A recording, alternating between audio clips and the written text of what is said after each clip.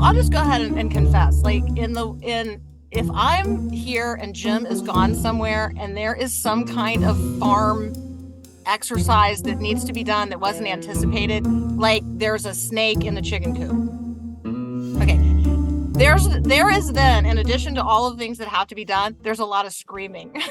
I think people miss that, the Great Commission is not just a mandate.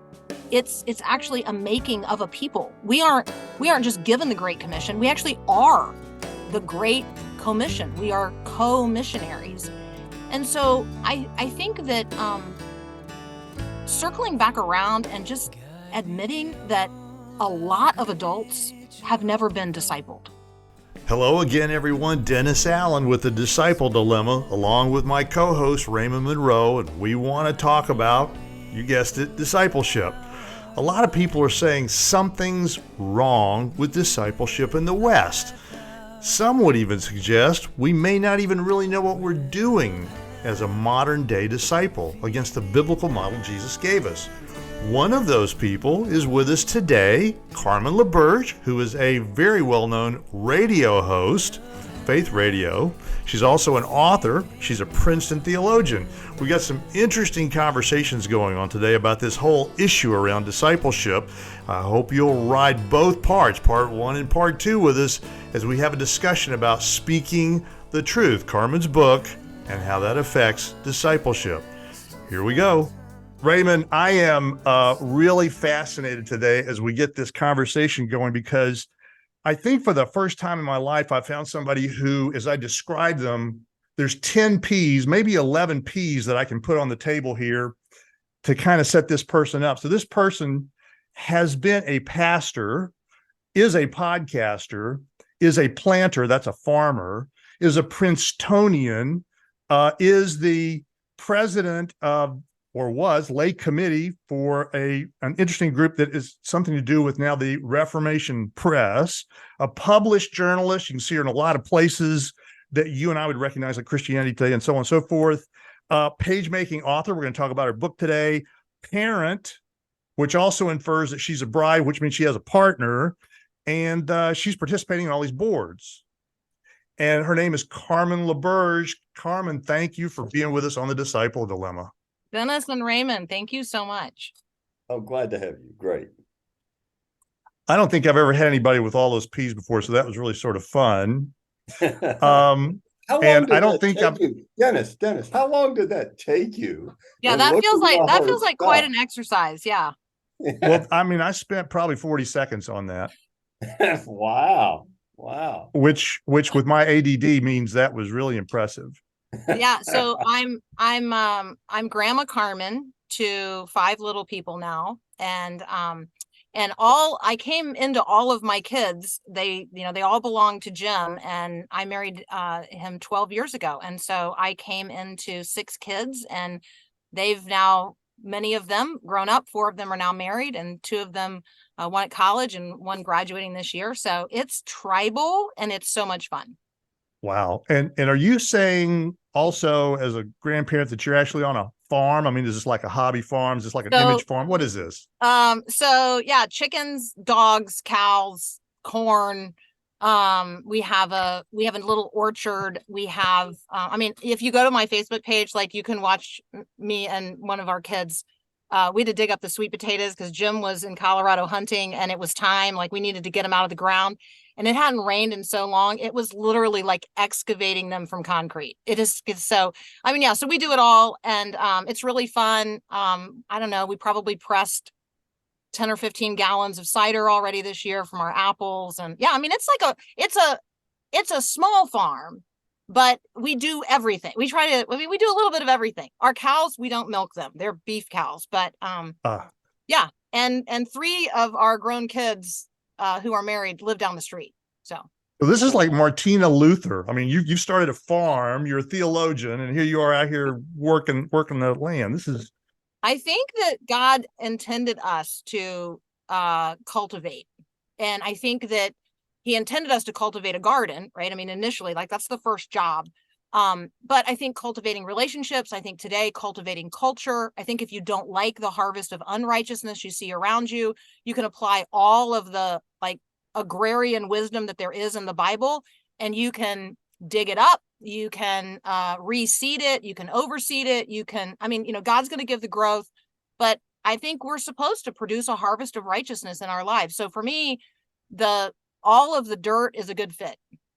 Everybody thinks that farming is a pastoral, placid, wonderful experience. And you're already laughing because it's one of the most violent activities on earth. You're ripping stuff out, you're pruning stuff, you're killing animals, you're doing all that kind of stuff. There's a lot of screaming. I'll just go ahead and confess. Like if I'm here and Jim is gone somewhere and there is some kind of farm exercise that needs to be done that wasn't anticipated, like there's a snake in the chicken coop. Okay. There is then, in addition to all of the things that have to be done, there's a lot of screaming. Because I don't really know what else to do but just scream the whole time that we're doing whatever it is that we have to do, and he's not here to actually do it. So there you go. Well, instead of screaming the truth, let's talk about speaking the truth for just a minute here. There's this book called Speak the Truth that you wrote, and I'm curious about you unpacking for us the why and the who's behind this book. Who are you aiming at, and why'd you put it together? So it grows out of observations in my own relationships and my own circles of friends and my own family, where Christians increasingly were wringing their hands and withdrawing from conversations that were happening at the coffee shop or at work or wherever. And so the Christians were like withdrawing from the conversation, in part because they were beginning to feel attacked, but also because they did not feel like they knew how to say things that were true and honest to Scripture and treat people with kindness and love, like that. Figuring out how do I speak the truth in love. And it's more art than science. It's highly relational, but there are some tools that you can pick up and learn to use. And so that was really the motivation, to equip my friends and my family to be able to get off of the sidelines and into the conversations of the day, and do so in ways that would genuinely honor Jesus.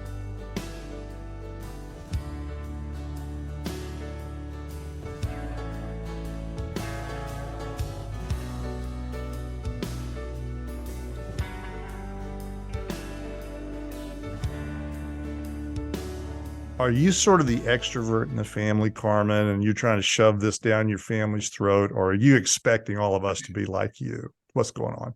So it's funny you should say that. I'm actually, in my family, the introvert. And so Wow. yeah, so I'm like kind of a well-developed introvert. Like I have confidence in speaking and those kinds of things, but it's not where I get my energy. I love my alone time with the Lord. And I mean, my family even knows, like, there's a corner, and if I'm sitting in that corner, like, you should leave her alone. Like she's over there doing business with Jesus. So I don't pretend to know how to do this any better than anybody else. I feel absolutely compelled to talk about Jesus. And so for me, Christianity, the Christian life, being a disciple, is totalizing. There's no part of my life, there's no relationship, there's nowhere that I go that isn't related to who he is and who I am now that he possesses me.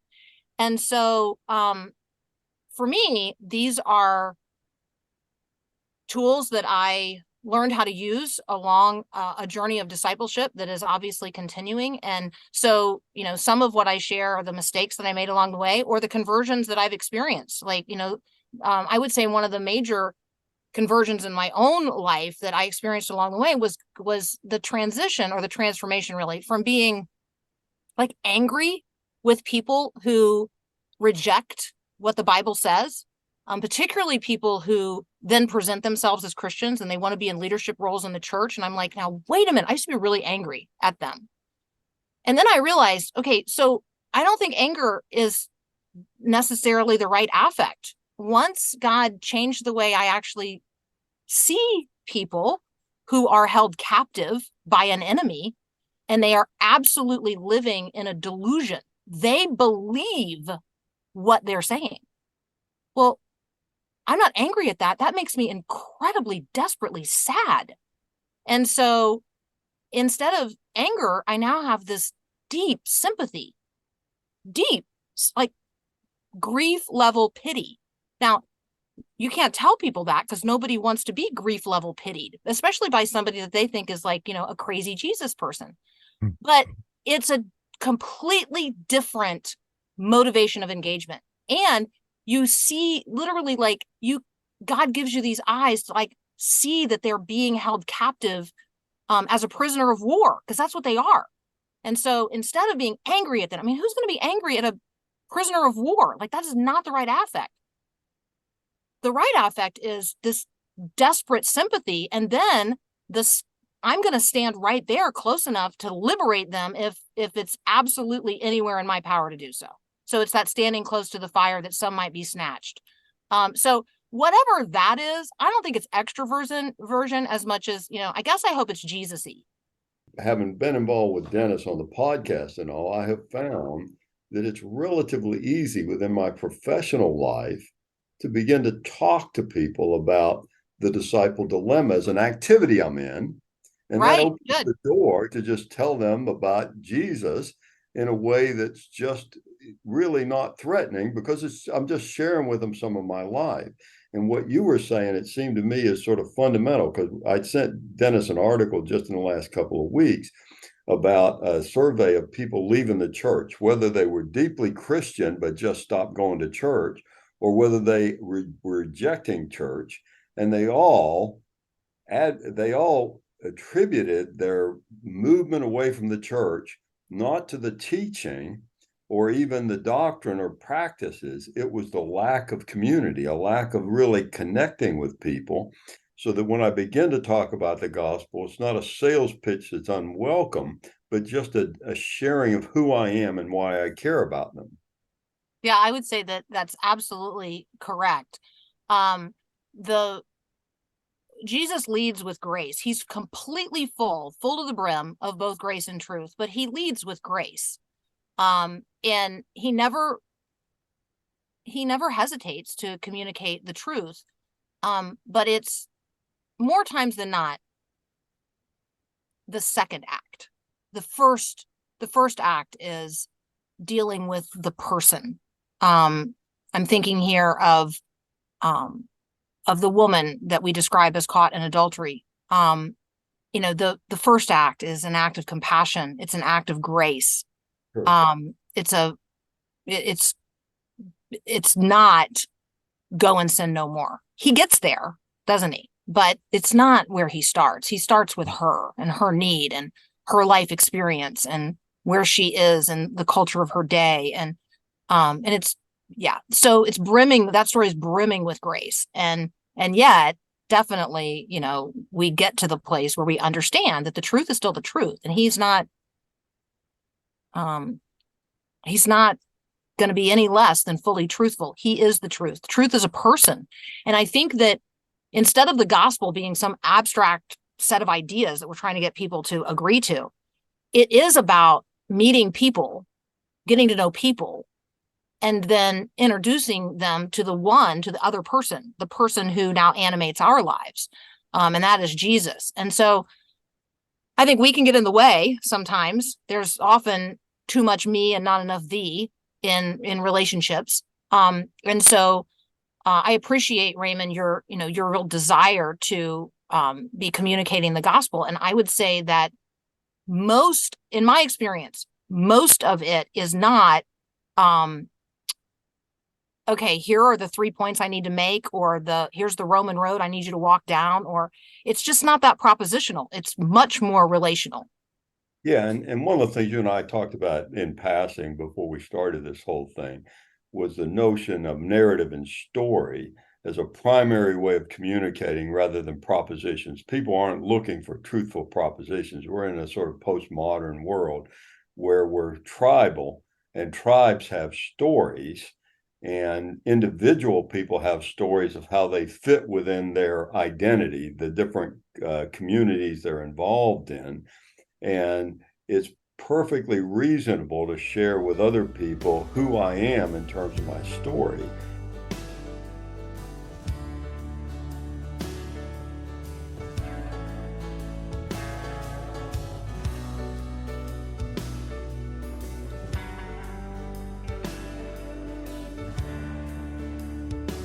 We are talking with author, and she's been a pastor, and we're talking with a radio host, Carmen LaBerge, and her book, Speak the Truth, How to Bring God Back into Every Conversation.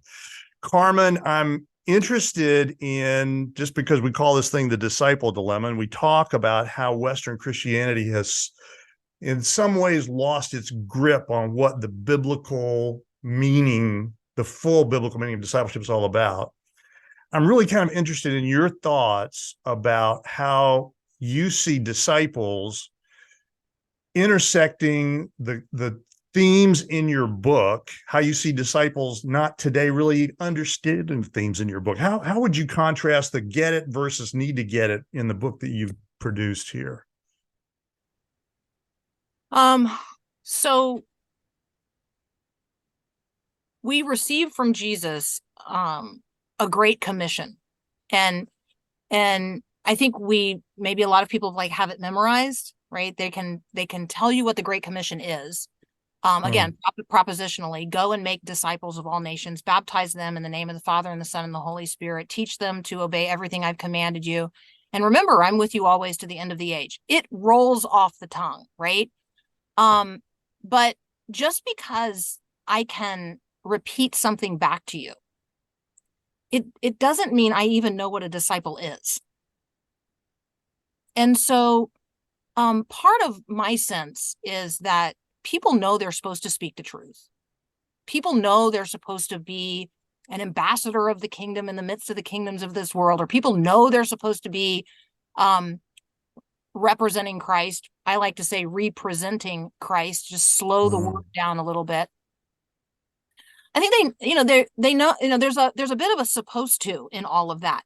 I think people miss that, the Great Commission is not just a mandate. It's actually a making of a people. We aren't just given the Great Commission. We actually are the Great Commission. We are co-missionaries. And so I think that circling back around and just admitting that a lot of adults have never been discipled. There's a lot of people who would claim to be Christians, right? We claim to be Christians, but we're never actually discipled. And so we weren't invited to walk in a discipleship journey alongside a more mature disciple where we could actually see what being a disciple of Jesus looked like at work, where we could see what it looked like picking up kids, where we could see what it looked like. We haven't been I think that there are people in youth ministry who would describe it this way. We haven't been a withing culture. We've been a very independent culture, but we haven't been like a withing, come with me. And Jesus is a come with me rabbi. Come with me, come and see, follow me. It's a withing. His model of discipleship is that people would be with him. And yet somewhere along the way, we decided that discipleship should be something other than that. And there hasn't been any withing in so long that now nobody knows how to do it. So Speak the Truth is, one I think example of many, many attempts out there to get people tilling that soil in their own life, acknowledging and recognizing that, I don't frame it this way in the book, but that they were never really discipled, that they don't know the truth as a person. They know the truth as a proposition, but they don't know the truth as a person. And so they don't know how to use just their regular, ordinary conversations to be the person who is literally representing Christ in that moment. It's not that in every moment we're telling people the gospel. That's not what this is. When I say getting God back into every conversation, it is getting people to think supernaturally in a world dominated by naturalism. It's getting people to recognize that the perspective as a Christian that I bring into a conversation is completely different than the perspective anybody else in the conversation has. And if I hold my tongue and I don't speak, then God has literally been left out of the conversation. And so Christians who are like surprised, like so surprised that God doesn't like have a voice in every place in the culture, it's because Christians don't know what to say. They don't know God well enough to bring an eternal perspective to bear in an everyday, ordinary, temporal conversation. Would you help the church think more about discipleship? Would you help us get the conversation started to talk about the biblical discipleship Jesus gave us? Please follow us. Our website, www.thediscipleddilemma.com. You can find us on YouTube, LinkedIn, Instagram, Facebook, and all the RSS feeds. If you'd follow or like us, you'll help us get leverage in the digital marketplace to talk about the fact that discipleship needs to be talked about. And as always, folks, thanks for listening.